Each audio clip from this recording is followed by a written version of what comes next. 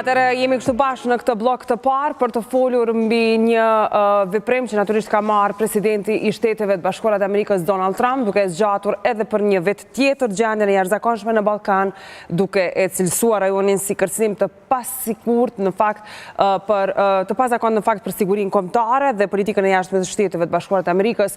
Por çfarë do thotë ky vendim për vendet e rajonit? Në anën tjetër ka pasur zhvillime edhe në urën e Ibrit, disa matje që u bën dje dhe thuhet të bërë nga Bashkimi Evropian. E gjitha këto natyrisht nëse qeveria e Kosovës ishte informuar. Më lejoni të lutem të prezantoj panelin për ditën e sotme me një panel ftuarish, duke nisur nga i nderuar eksperti i sigurisë zotriu Hysén Gecaj. Përshëndetje dhe mirë se vini. Kënaqësi të kemi në program. Faleminderit shumë në anën tjetër Bedri Elezi, kënaqësi të kemi këtu. Faleminderit. Në një lidhje të drejtë për drejtë, në fakt nga Rusia, Misha Puma, përshëndetje i nderuar, mirë se vjen. Përshëndetje. Kënaqësi dhe vetëm pas pak nga Gjermania vjen në këtë panel Lulzim Veliu në një lidhje të drejtë për drejtë natyrisht. Por do ta filloja këtë bisedë me juve zotri Elezi. Realisht ne kemi diskutuar edhe për ardhen në pjesët të stafit nga Berlini në ambasadën e Kosovës nga stafi amerikan. Pastaj ajo kishit folur pak a shumë për rëndësinë strategjike ushtarake që do ta merr Kosova dhe tash na vije ky hap, i cili sipas jush çfarë do të thotë? Nuk po plotësohen kushtet për me u ndërmarr hapat e më tutjeshëm apo thjesht jemi pjesë e planit? Të jemi të sinqert dhe pranoj saktësisht vendimin e presidentit të Shtetit Bashkuar të Amerikës në lidhje me konstatimin e statit të sigurisë në Kosovë dhe zgjatjen e afatit se Ballkani dhe vetë Kosova është akoma një stat emergjente sa i përket çështjeve të sigurisë. Do ta nisim nga fakti i konstatimit të vetë shefit CIA-s i cili ishte për vizitë në Ballkan dhe konsideroi se është burim jo sigurie. Pastaj kemi pas dy aktivitete të rënda në aspektin e sigurisë, sulmi terrorist në Banjska dhe sulmi në infrastrukturën, që ka do të thotë se janë prova, janë dëshmi të padiskutueshme të cenimit të sigurisë dhe interesave të Shtetit Bashkuar të Amerikës në Kosovë. Ju e dini që ka pas një deklaratë fuqishme të SBA-s në lidhje me rrezikimin e jetës së ushtarëve të tyre, të cilët operojnë në kuadër të KFOR-it në Kosovë. Krejt këto janë të mjaftueshme për qytetarin për ta kuptuar se vërtet është e nevojshme që të zgjatet ky afat, sidomos kur SBA-ja vazhdon tutje duke listuar persona apo edhe organizata të cilat janë mund të themi të rrezikshme për interesat kombëtare të Shtetit Bashkuar të Amerikës. Lista e zezë ju e dini. Sa kontribuan shqiptarët që të vazhdohet kjo lloj gjë? Në fakt nëse shohim nga aspekti negativ i kontributit të saj, në aspekt negativ. Jemi të sinqertë, ne kemi veprimet tona politike kemi sanksionuar Kosovën. Sanksionet nuk kanë ardhur vetëm prej SBA-s, kanë ardhur prej Bashkimit Evropian dhe organizatave të tjera. Si pasojë vendime politike të vendime politike që determinojnë zhvillimet e sigurisë. Dhe e dyta që është me rëndësi kanë vazhduar këto veprime politike. Jo e kemi parë që edhe sot kemi dy angazhime sapo përmendi jo në deklaratën e saj apo në shpjegimin e saj. Kemi angazhim të faktorit ndërkombëtar për çështjen e urës faktike dhe matjet nëse është e gatshme për hapje dhe kemi veprime politike edhe për ndërtimin e dyerave. Për ta kuptuar prapa, në fakt zoti Gecaj, vizita e shefit të CIA lidhej natyrisht me tentativat për ta hapur urën e Ibrit. Dhe pasi erdhi këtu për faktin se ne patëm edhe dy prej situatave më serioze të ndodhura pas pavarësisë së Kosovës, ajo që ndodhi në Banjska dhe në anën tjetër sulmi në Ibër-Lepens, gjithçka u stopua. Lidhur me iniciativat politike që mund t'i marrë qeveria e Kosovës, natyrisht mund të jetë momenti dur apo mund të mos jetë momenti dur. Por në anën tjetër ne shohim një sër armatimesh që zihet në veri, në fakt që është tetë serioze kjo. Faktikisht për gjendjen në veri gjithmonë është ditë se çfarë është gjendja faktike në terren dhe në përputhje me këtë gjithmonë janë ndërmarrë masa të caktuara, por kur flasim për veprimet konkrete në terren duhet ta kuptojmë që edhe kjo deklaratë e zotit Trump, nëse në thelb është politike në rend parë, gjithmonë deklaratat politike, po edhe vendimet politike reflektojnë edhe në kuptimin e veprimeve në aspektet e sigurisë dhe të mbrojtjes të secilit shtet. Nuk ka përjashtim këtu. Dihet e para është politika, varësisht prej vendimeve të mira ose të këqija të politikës, kemi refleksion edhe në terren. Dhe me qenë se në veri është ditë gjithmonë që atje situata është e tillë çfarë është dhe po konstatojmë vazhdimisht, çfarë do veprimi që ndërmerret në veri është i domosdoshëm, gjë që është potencuar gjithmonë për ekspertëve të sigurisë që të ketë një koordinim dhe bashkëpunim të ngushtë me aktorët ndërkombëtar që janë prezent në Kosovë.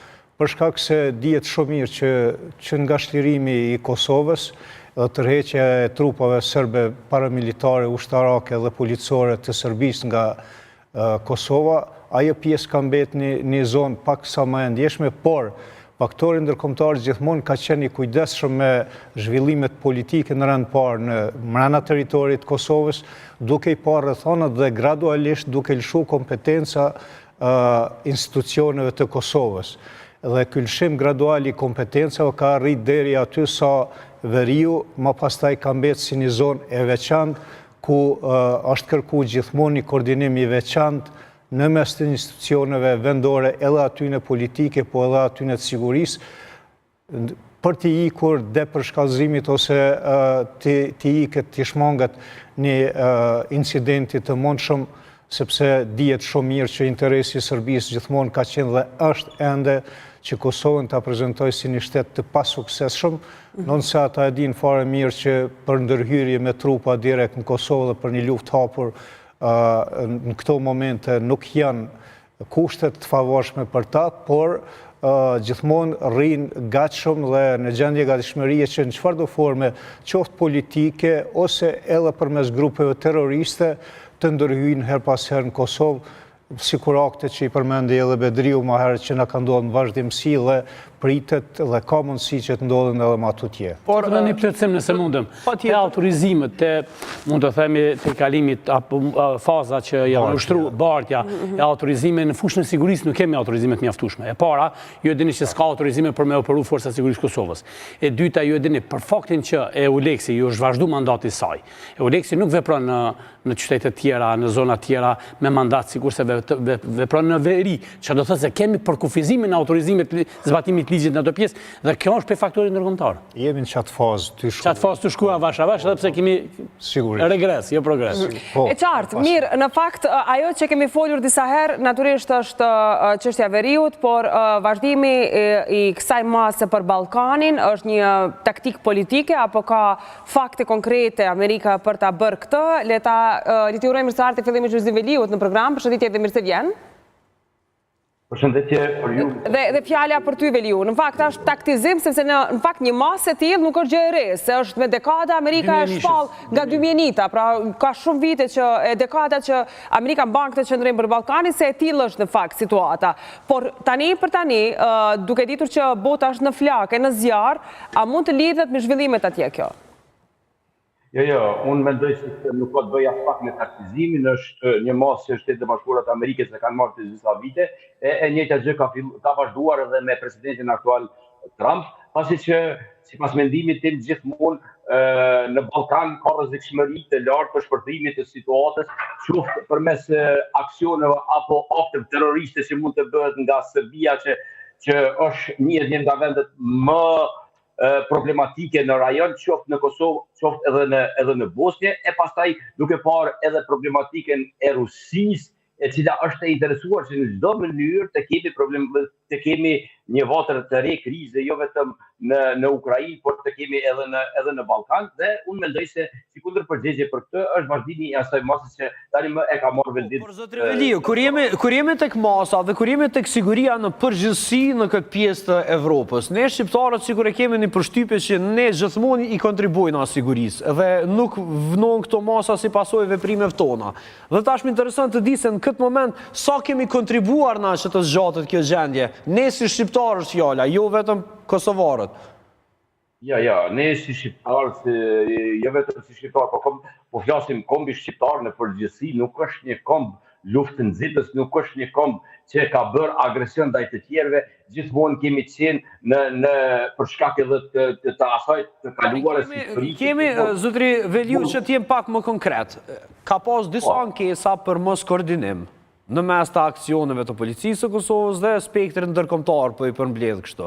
Dhe pyetja ime është, në qoftë se edhe këto aksione kanë ndikuar që Kosovës të zgjatet një masë e tillë.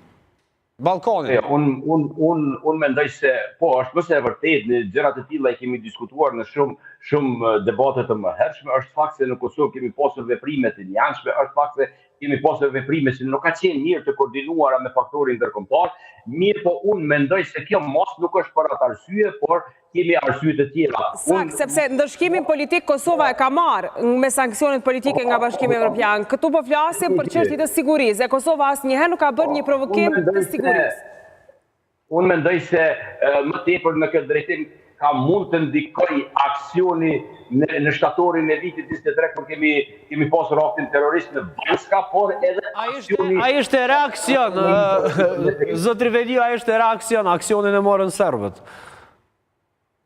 Po flasim për serbët, aksionet e serbëve që kanë ndodhur në Kosovë. Sepse ne kishim fjalën për palën kosovarë dhe kontributin e tyre në Palën shqiptare. Palën shqiptare, në fakt, jo kosovare. Nëse lejo ta sqaroj mirë çka desha të them. Unë këtë thash se më tepër në këtë drejtim kanë mundër të ndikojnë aksionet e serbëve në këtë rast, pasi ata kanë bërë aksion apo sulm terrorist në Banjska, por edhe aksionin në kanalin e Ibrit është po ashtu një akt terrorist, nuk mund të cilësohet ndryshe, pasi me atë ka mundur të shkaktojnë pasoja të mëdha dhe këto veprime janë që i kanë ndihmuar më tepër ndoshta. Por sidoqë të jetë, unë mendoj se derisa në Kosovë nuk kemi një marrëveshje që është arritur në mes të Kosovës dhe Serbisë dhe normalizimin e marrëdhënieve të këtyre dy vendeve, do të kemi mos vazhdimin e kësaj mase nga Shtetet e Bashkuara. Qartë. Dhe do doja në këtë moment të kaloja tek zotri Misho. Zotri Misho, përshëndetje dhe njëherë faleminderit se qëndrove me ne, pak a shumë i more opinionet, një informacion të përgjithshëm në lidhje me atë se çfarë ne këtu e shohim dhe çfarë mendojmë. Por, realisht, kur flasim për sigurinë e Ballkanit, ne gjithmonë kemi fajsuar Rusinë dhe impaktin e saj përmes kishës ortodokse edhe gjithashtu shërbimeve të spionazhit. Mendoni se Rusia është fajtori kryesor që një masë e tillë zgjatet në Ballkan? Jam i bindur që jo. Nga njëra anë kuptohet që nuk ka tym pas zjarr dhe Rusia ka pasur gjithmonë interesat e veta gjeopolitike dhe mashat e veta në Ballkan, që kanë qenë Serbia, Malizi, historikisht.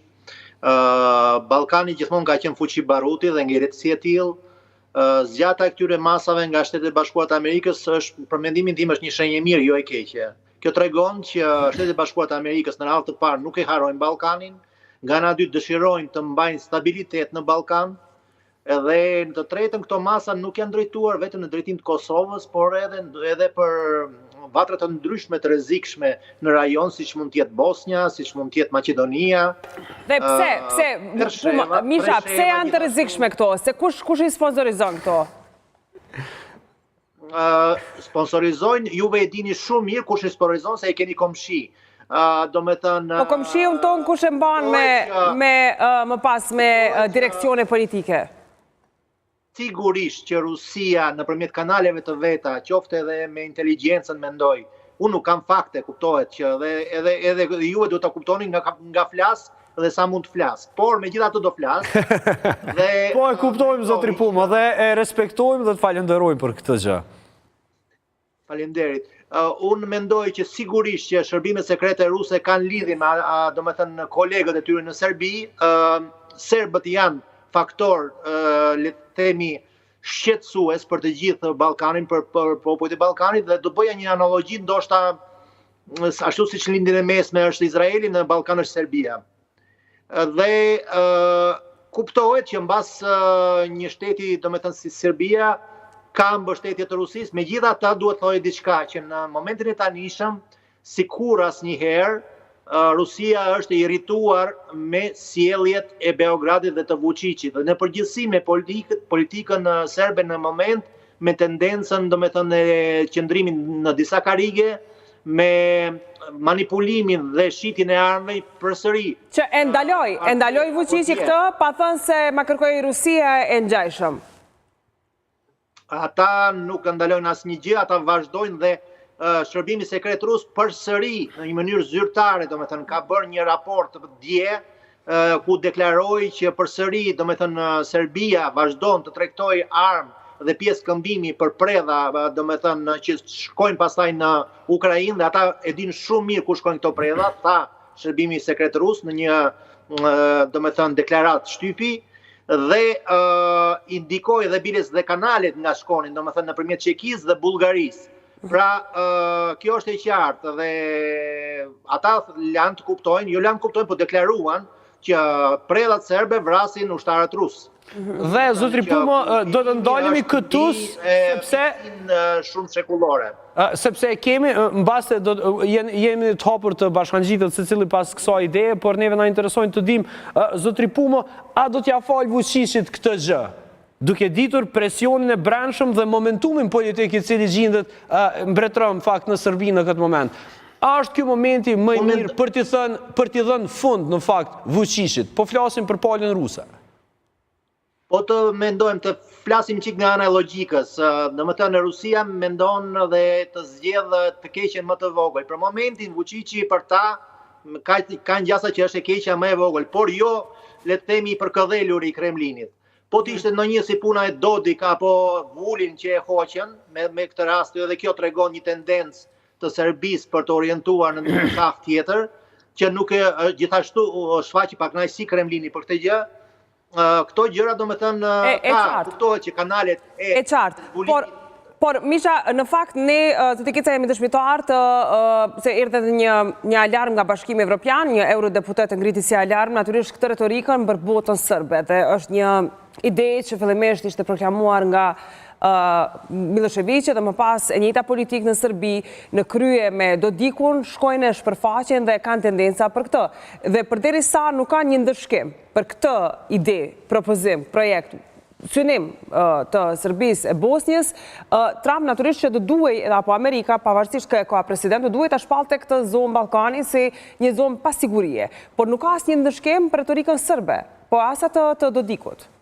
Mendoj që kur... Po, është puna që edhe Dodiku ka ftuar, për shembull këto ditë kishte ftuar një, le të themi, ish gubernator me origjinë serbe, Miodrag Blagojević mos gaboj, ku kishin pirë raki së bashku dhe kështu me thënë Dodiku do të nënvizoj që ai e ka mirë me Trumpin ose do të heqi atë nëngratën që e ka. Por gjithashtu kjo është një përpjekje e Dodikut për të lidhur me administratën e Trumpit.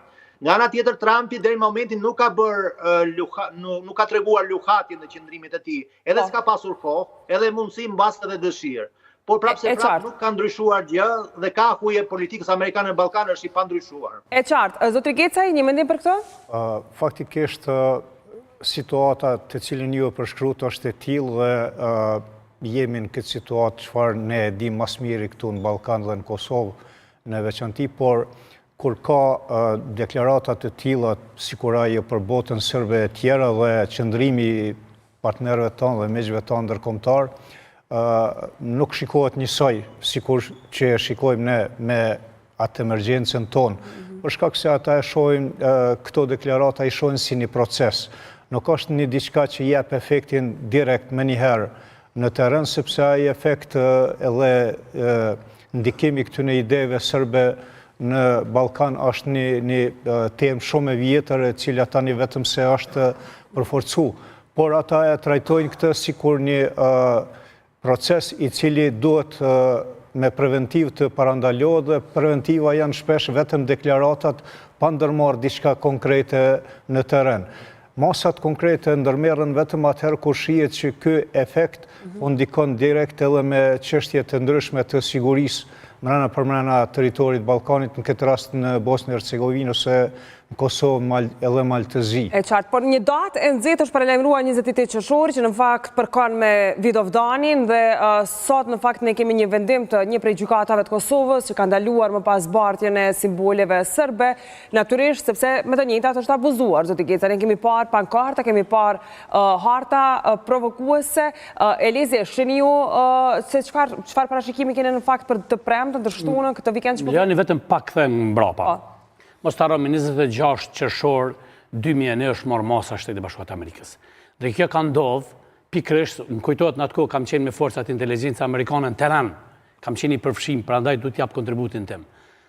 Lufta në Maqedoni kishte nxjerrë në pa angazhimin e strukturave sekrete të Serbisë për ngritjen e kapaciteteve radikale.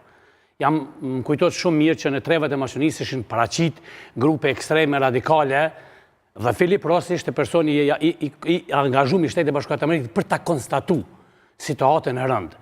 Me njëherë kishim zhvillime të ngjashme në presheme të Vezma Bojanovës. Në vitin 2004, patëm atë përplasën problemet me kishat, ju kujtohet, situatë jashtëzakonisht e rëndë. Dhe ka vazhduar angazhime konkrete, kemi pas të strukturave sekrete sërbëruse në Bosnje, nuk është ka që thjesht, nuk ju ka tek dikuj shëba atje me morë një vendim edhe me vendos masat, të jeni të sigurt që Shtetet e Bashkuara të Amerikës janë shtet shumë serioz, ka një protokoll të jashtëzakonshëm me zero tolerancë. Filip Ross më kujtohet në atë kohë, e kam A i bie gjë se këto grupet radikale janë pjesa më e rrezikshme e pjesa më e rrezikshme sepse Serbia kishte humbur luftën e saj në vitin 1999. Dhe angazhimet gjithmonë është edhe i nderuam ushtarak këto, gjithmonë kur një shtat e humb pjesën frontale angazhohet në spionazh. Njëherë kishte angazhu 200% buxhet sa i përket çështjeve financiare. Kish para përgatitur edhe më herët. Madje kish pas përgatitur në rast se dështon, do të ketë angazhime të çështjeve speciale. Forcat ruse u dëbuan nga Kosova në çështën e aeroportit, ju kujtohet. Është momenti kur mund të fillonte lufta e tretë botërore. That black hand, domethënë përdorimi i mjeteve për eskalimin e situatës dhe në cilën fushë? Në fushën e radikalit fetar. Pse?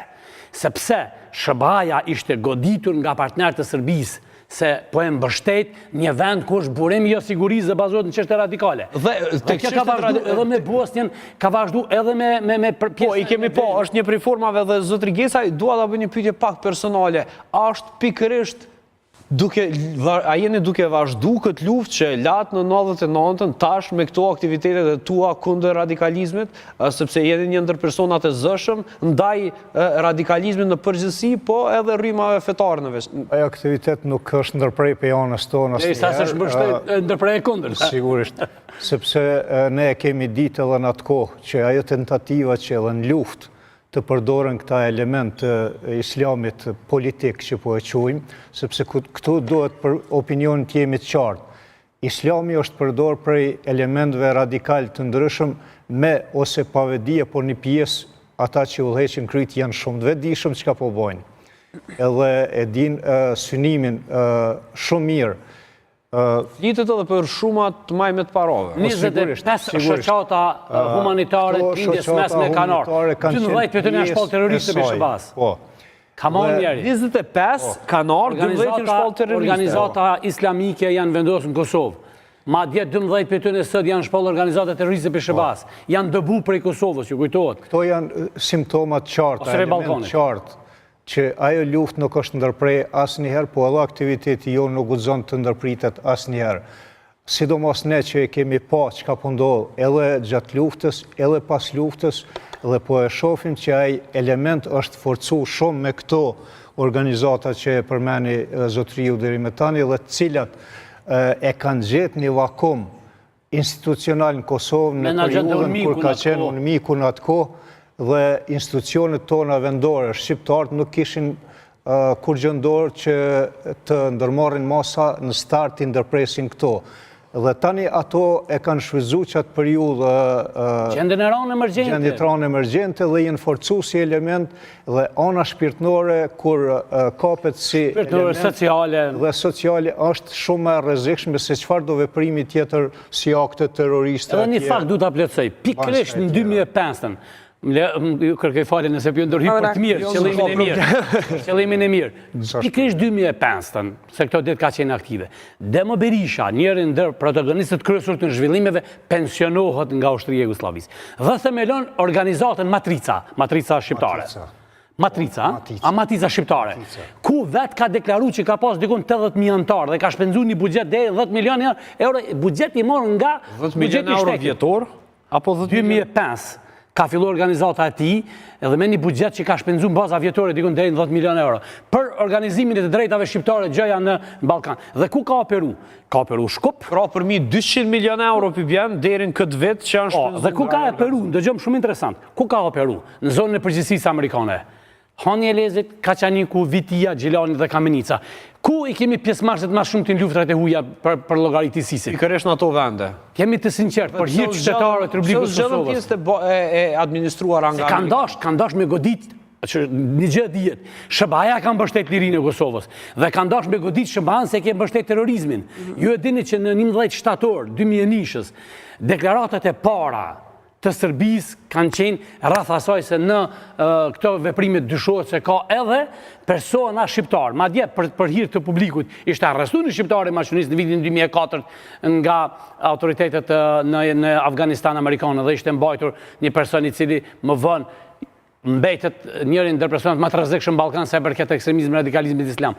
Mund të themi se shërbimet sekrete, këta duhet ta shpjegoj qytetarëve. Shërbimet sekrete kanë këtë qëllim: krijimin, rritjen, kultivimin e elementit ekstrem, fetar, cili do të qoftë. Po, varësisht nga vendi e lezi, varësisht nga vendi se cilat e vështirshme. Më pas ka ushtruar partneritet gjëja me faktorin ndërkombëtar për me luftuar Mirë, çka ndodh me 28 qershor në fakt? Kjo është pyetja më e rëndësishme. Vërtet jemi në një situatë të tjerë të rëndë, për shkak se kemi një vendim gjykatës e cila ndërprat zhvillimin e mbajtjen e këtij aktiviteti. Derisa ka paralajmërime publike se serbët janë të gatshëm për me ardhur. Dhe këtu mund kemi ballafaqim, mund kemi përplasje në mes të institucione që dëshirojnë me zbatu vendimin e gjykatës dhe atyre të cilët kanë me tentu me thonë se janë shqiptarë që po më mohojnë në këtë drejtë dhe kanë me tentu edhe në mënyrë dhënshme me marr ata. A do të kujtojë edhe figura politike nga Serbia? A dyshim. Unë jam shqetësuar shumë ditët e fundit edhe me lidhje me statën, shpresoj nuk është situatë pjesës skenarit e Arsenijevićit, një politikan serb atje, i cili e ka elektrizuar sadokudo këtë çështje. Tash kemi të drejtën për mbajtjen e aktiviteteve fetare që realisht me ligj Kosovë nuk është e sankcionuar poshtë me një vendim gjykatës. Unë kam thënë vazhdimisht, edhe pse disa veprime juridike, qoftë në aspektin penal apo civil, janë të drejta, kur ata prodhojnë në situata sigurie, do të mos më zbatu. Zotri Elezi, kërkoj ndjesë jona edhe diçka më intereson. Ne e dim nga e kaluara, kujtojmë rastin e shpërthimit të autobusit brenda territorit Kosovës në Merdara, atje që pastaj ende sot nuk është zbuluar saktë se si ka ndodhur. A mund të kemi kësi lloj makinacionesh për Vidovdan? A mund të përgatit një panda dy shteti serb ti vras persona që festojnë e kremtojnë Vidovdanin? To është friga se shërbimet sekrete tuja që mbështetin Serbinë dhe shërbimet sekrete serbe. Pse po them tuja që mbështetin Serbinë? Sepse kemi shtete të cilat kanë marrëdhënie të mira me Serbinë dhe kanë bashkëpunim, protokoll në nënshkrim bashkëpunimit në shkëmbimin e informacioneve. Ekziston rreziku që ata shtete kanë angazhuar struktura të caktuara për me bo me gjithë budall, cilët janë gatshëm me bo veprime dhe besoni që ata të cilët mund të hapin zjarr ose të ushtrojnë dhunë mund të jenë me emër dhe mbi emër shqiptar. Sepse s'bëhet ndryshe dhe kujt do të dërgohet fatura e kësaj situate? Kosovës, ne jemi përgjegjës, zonë e përgjegjësisë sonë. Prandaj unë kërkoj, për shfrytëzim nga rasti, kërkoj nga Agjencia Kosovës për Inteligjencë dhe Inteligjenca e Policisë Kosovës që të ngrit nivelet më të larta të kapaciteteve të saj për të nuhat çdo zhvillim që sigurisht edhe e bën. Lulzim, çka ndodh në fakt sepse duke parë një situatë kaotike në Serbi, një vendim gjykate në Kosovë, çka ndodh më 28 qershor ditë edhe kur shënohet në fakt përjetori i Vidovdanit? Për fat të kesh situatë kaotike në kemi në Serbi, por kemi edhe në Kosovë, kemi kaluar 4 muaj dhe ende jemi pa institucione. Në kuptimin e jo stabiliteti politik. Vučić, natyrisht kemi diskutuar disa herë se mund ta inskenojë një tjetër krizë për të shpëtuar në atë presion të brendshëm që ka. Po pikërisht për atë duhet jemi më vigjilent, duhet jemi më të përmbledhur dhe me veprime më konkrete, e sidomos si e tha dhe zoti Elezi, është momenti kur shërbimi apo Agencioni Kosovare Inteligjencës do të jetë në shkallën më të lartë të vigjilencës së saj, së bashku me policinë e Kosovës dhe me të gjitha instrumentet e tjera të ruajtjes së ligjit dhe rendit në Kosovë, në mënyrë që të mos lejohet që problematikat e tilla të eksportohen nga Serbia në Kosovë, pra të mos i lejojmë ato që të gjitha ato problematikat të mbesin te kufiri i Kosovës në mënyrë që të mos kemi gjëra të tilla. Është shumë e vërtetë se edhe në të kaluar kemi pasur raste kur, përmendet rasti Panda, kur ka pasur mundësi nga shërbimet serbe apo edhe nga shërbimet e shteteve mike që të paguhen njerëz apo të merren njerëz që në emër të abdetarizmit e patriotizmit të ndërmarrin akte të tilla.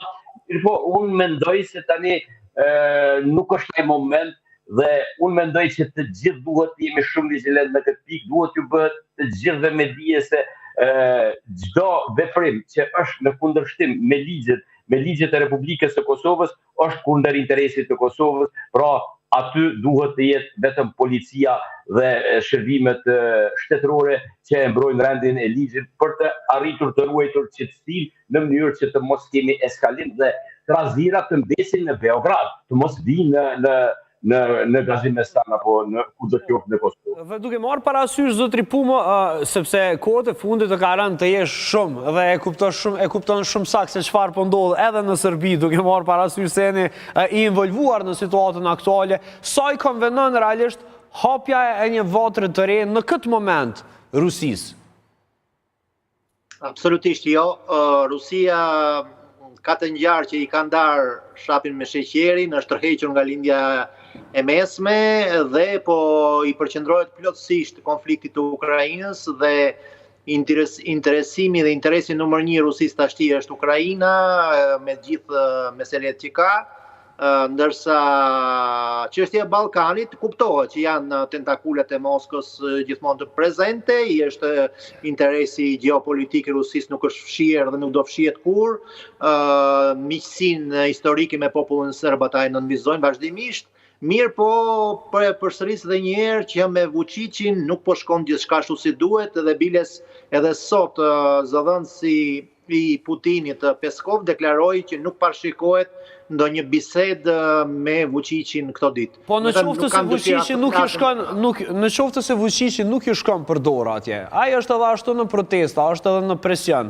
Ju nuk mendoni se mund ta shfrytëzon rastin shteti rus që të arëzoj, në fakt, duke i përdorur persona që i ka si Vulinin apo të tjerët të cilët kanë influencë. Aty duhet u peshuar në kandar kush ka, çfarë gurësh ka në dorë, sepse edhe Vučići nuk besoj që është i vetëm dhe i jetim në ekzistencën e vet, në fuqi, në pushtet. Sigurisht do të ketë një mbrojtje, për shembull, le ta marrim që i ndihmojnë francezët, për shembull, ose britanikët, pra nuk është e thënë që është aq i kollaj dhe për Rusin ta përmbysë Vučićin. Unë nuk mendoj që Rusia ka mendon për këtë gjë, sepse mund të thotë për shembull që në vend të Vučićit mund vi një më tjetër më radikal për të futur në Bashkimin Evropian se sa Vučići. Pra, ky është paktën si puna, le të themi, me 3 karige, me 2 karige, me 3 karige, ndërsa ai tjetri mund të shkojë direkt në Europë pa u kthyer kokën mbrapa. Pra, ka pasur Misha, kur jemi tek Serbia ka pasur dje një lajm, pra përpara se në fakt pasi që Serbia zyrtarisht njoftoi për ndalimin e eksportit të armëve, unë uroj ta kesh lexuar, por ka pasur një raportim të N1, një prej gazetave opozitare atje që thotë se është transportuar diçka fshehur nga Izraeli me aeroplan special në Beograd. Për çfarë bëhet fjalë? Po. Kam lexuar dhe unë këtë lajm, po ka pasur shkëmbime të thonë që nga Izraeli në Beograd, unë di anasjelltas që Serbia ka dërguar armë, municione në Izrael. Këtë më thënë kanë kaluar dhe mediat ruse, biles. Jo, në fakt, rruga që thuhet nga mediat është nga Izraeli në Beograd. Me aeroplan special. Sinqerisht nuk kam dieni për këtë. Nëse më lëni du ta bëjni plotësim, vetëm një, pikërisht ajo që e thatë ju, se Rusia u zhdërzuar lindjen e mesme, do të thotë që do të kemi një votrën e re. E kemi një koncentrim të Rusisë në angazhimet e saj që i ka në luftën në Evropën. Dhe Serbia është njëri prej satelitëve që Rusia do ta përdor për ta kanuar sigurinë e Evropës. Sepse edhe gjindet në Evropë. Pikërisht. Po çka ka transportuar? Ka blerë armë nga Izraeli, diçka speciale? Do të përqendrohet në Ukrainë gjithsesi. Kur të zgjidhi problemet me Ukrainën, ndoshta mund të rrihet. Por mbase zotri Pumo, mbase interesi i Rusisë është që të mos koncentrohet edhe pjesa tjetër e botës në Ukrainë. Të kenë mundësinë ata të koncentrohen. Me të drejtë e përsëriti. Pjesën tjetër të botës në Ukrainë e koncentron zoti Trump. Jo, ajo që pyetjen që parashtroi në rrugën e ona është pikërisht me çka është transportu. Ju kujtohet para se vëllon përgjigjem po citoj një deklaratë të presidentit të Serbisë i cili tha se po armatosemi fshehur azi. Po, paraprakisht, për ta konfirmuar këtë. Ka dyshime. Dhe kjo pas marrëveshjes trilaterale mes Kosovës, Kroacisë dhe Shqipërisë. Ka dyshime se në një fluturake e cila nuk është regjistruar në sistemin e aviacionit ndërkombëtar të fluturimit, është shënjestruar si një veprim special i fluturimit dhe janë transportu disa armë të cilat madje e kanë përplas edhe Izraelin zyrtar me Shtetet e Bashkuara të Amerikës. Jo e keni parë. Fill pas këtij Çfarë mund të jenë këto super armë që mund ta vënë përballë Izraelin dhe Amerikën? Bëhet fjalë për disa këta që të tani po tham janë hamendësime, nuk kemi informacione të sakta. Bëhet fjalë për disa raketa, të cilat së fundmi Izraeli i ka prodhu dhe që janë me kapacitete të jashtëzakonshme, por me një rezervimi të gjatë, por që kanë, mund të themi në kuptimin figurativ janë të vogla, nuk janë të mëdha, por kanë kapacitete. Është diçka e re që po pritet me qenë njëna prej ekonomisë kryesore të armatimit të Izraelit, e që Serbia është e para ndoshta në Evropë që do ta posedoj. Dhe ju kujtohet, vetëm këtë detaj edhe s'po flasmo, ju kujtohet që pas kësaj fluturake, Trump u ndaj zhgënjim publikisht me kryeministrin e Izraelit. Doja të tha, jam i pakënaqur. Të jeni të sigurt se nuk konsumon të gjitha me publikun. Por e keni vetëm merrni lajmin, shikoni kur fluturakja ka udhëtuar në Beograd dhe shihni deklaratën e presidentit të Shtetit Bashkuar që në farforme analistë botërore kanë konstatuar që Trump po ja kthen shpinën e Izraelit. Por zotri Gecaj, realisht, në qoftë se kjo është e vërtetë, a i bie se jemi në prag të luftës? Asnjëherë nuk kam dëgjuar askënd që ka deklaruar që nuk do të ketë luftë ose po ndërpret ose diçka tjetër. Tentativat gjithmonë ekzistojnë. Vetëm se gjithmonë analizohen kushtet, mundësitë dhe rrethonat dhe modalitetet në të cilat ajo mund të ndodhë. Kjo nuk nënkupton patjetër që do të ketë luftë, por gjithmonë është një farë lloj strategjie e përdorur edhe nga shtetet tjera edhe të fuqishme që me armatosje në fakt e bojnë një preventiv që mos ndodhë një luftë e ardhshme. Sepse ekziston gjithmonë friga që nëse unë nuk armatosëm, ai tjetri armatosët dhe ka me më sulmu mu, kështu që shkojnë të gjitha palët duke ngrit atë fuqinë e vetë dhe kapacitetit luftarake. Po, por realisht Serbia nuk e ka dikë që e sulmon Serbinë nga fqenjët. Zakonisht ekziston friga nga ana kundërt. Kjo është për i këndvështrimit tonë. Mirë po ata nuk besojnë ato dhe shpesher dalin edhe me deklarata hapta, së thonë Kroacia, Shqipëria, Kosova, këto janë kërcënim për neve. Ata i shojnë Bashkimi Shqiptarëve tjera. Dhe nuk përjashtohet mundësia të zonë, po e marrë veç një shembull për i të kalumës, kur Jugoslavia ka qenë si një shtet i tërë, ku përbënte pjesë edhe Kosova. Pa marrë parasysh shtetet tjera për rreth çfarë raportesh kanë pas me Jugosllavinë. Jugoslavia gjithmonë ka pas dyshimet në raport me bullgarët, me rumunët, me hungarezët, me tjerët, dhe kjo mendësi asnjëherë nuk ka ndryshuar. Dhe nuk ndryshon për pjekurin kolektive politike të sërve. Sigurisht. Okej, po? Dhe në këtë kuadër edhe Serbia, edhe sot vepron ashtu, po edhe ne duhet ashtu të sillemi. Nuk duhet presim çdo gjë që Bashkia Ndërkombëtare ka me bë për ne, që NATO-ja ka me bë për ne, sepse një mendësi e tillë na shkakton vonesa për një pavarësi tonë. Do të mendojmë se dikush punon kundër nesh. Dhe gjithmonë do të ketë dikush që punon kundër nesh. Gjithmonë do të vrojtoj dikush prej lartë se ku është ai momenti më i përshtatshëm për ta që të na sulmojë. Po. Por kjo nuk nënkupton që do të ndodhë patjetër, sepse edhe na do të jemi gjithmonë vigjilent që t'i mbyllim ato hapësira dhe mundësi që ata të na sulmojnë. Pikrisht për këta, po i referon edhe njëherë bisedes më herët që e fillum, që gjithmonë është kërku një koordinim dhe bashkërëndim edhe me faktorë ndërkombëtar, sepse arkitektura e sigurisë nuk është diçka lokale, është diçka shumë e madhe, shumë e gjanë. Shumë dimenzionale. Shumë dimenzionale dhe pikrisht për këtë arsye, Serbia ka kuptu që në stilin e vjetër nuk mundet me bo diçka në Kosovë dhe ju ka kthy këtyne grupeve radikale, terroriste, tjera, që ta destabilizoj Kosovën për mrena. Fare në fund, nëse do donim ta trajtonim në këtë panel të gjerë, por me veli unë desha që të flasë naturisht për atë që u raportuat këtë ndodhur djetë tek ura Iprit, sipas informatave të drejtanishme, ka qenë një matje infrastrukturore nga ana Bashkimit Evropian, dhe kjo ndodh 2-3 ditë pasi lëvizjave të vendosje në rrjetet sociale ka prezantuar një projekt se do të ndërtoj 2 ura të tjera krahas urës së Ibrit. Sot Durmishi, zëvendës ministri i infrastrukturës, e ka konfirmuar që ne kemi këtë ide. E para Veliu, ishte informuar qeveria e Kosovës për matjet që bëri Bashkimi Evropian, a u bën këto matje për ta hedhur poshtë të propozim të VV-s, apo çfarë po ndodh atje? Po, unë mendoj se ideja për ndërtimin e urave nuk është diçka e keqe, mirë por në momentin kur kemi një urë e cila është jo funksionale po themi jo funksionale me që nuk është e lirë për qarkullim, ndërtimi i 2 urave të reja nuk do sjell diçka të re, pasi që ura nuk është e hapur për problematikat të saj, por është e mbyllur për shkak të problematikat të tjera dhe për që nuk lejohet edhe nga Bashkimi Evropian përkundër tentativave të lëvizjes me vendosje dhe qeverisë në detyrë.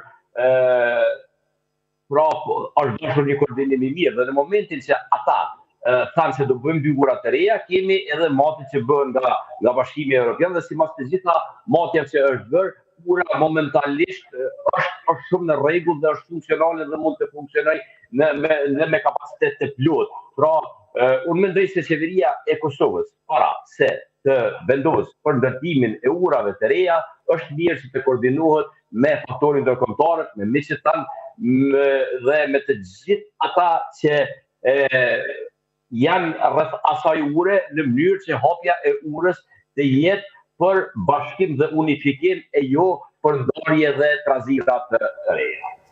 Mirë, në fakt për a do të ishte momenti dur për të hapur ura? Veliu?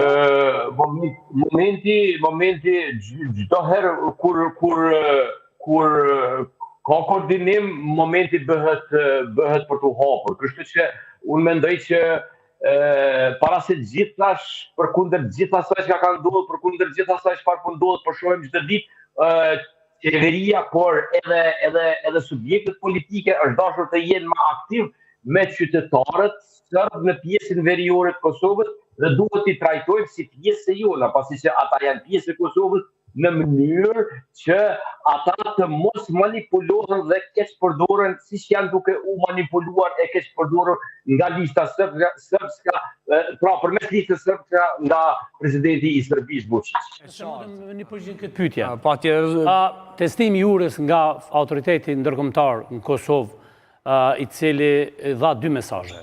E para me i tregu popullatës Kosovës se testimi bëhet këtë forë profesionalisht, jo me atë kamionat hajgare që kanë bëhet, dhe dyta që urën e hapim ne, në momentin që konstatojmë që është situata për me hapë dhe nuk bëjmë urat e tjera, sepse nuk është ura si objekt fizik që shkakton probleme ndërretnike, po janë mungesa e koordinimit për integrimin e qytetarëve. Por koordinimi i popujve bëhet kur ata kanë bashkëpunim me njëri tjetrin dhe ne do ta kuptojmë besoj mesazhin e asaj se pse nuk po hapet ura ende, do ta kuptojmë dikur, por besoj se nuk është çështje teknike. Mirë, atëherë kjo ishte të rasa i përket këtij bloku, zotri Misho, zotri Veliu, faleminderit shumë që ishit me ne, zotri Gecaj dhe zotri Lez, nëse keni diçka më shtu krejt në fund jemi. Thjesht ndoshta me ndërlidh pak të urat, Bedriu e tha shumë qartë dhe saktat që e tha, por duhet në këto rrethana çfarë jemi globale të sigurisë, është një problem shumë minor kjo i urave në krahasim me problemet e tjera. E qartë. Kishim një sondazh të hapur, por derisa natyrisht kanë parë shumë njerëz në YouTube, le ta shohim bashkë se si janë përgjigjur në fakt dhe kjo lidhet natyrisht me alarmin amerikan. Është shqetësuese vazhdimi i gjendjes së jashtëzakonshme nga Amerika, po kanë thënë 63%, jo kanë thënë 37%. Faleminderit edhe një herë gjithë të ftuarëve. Ne tani shfutemi me pak publicitet dhe rikthehemi në fakt për të folur për një cilësim që ka bërë Organizata e Kombeve të Bashkuara lidhur me situatën e rëndë të njerëzve civilëve në Gaza. Kthehemi pas pak.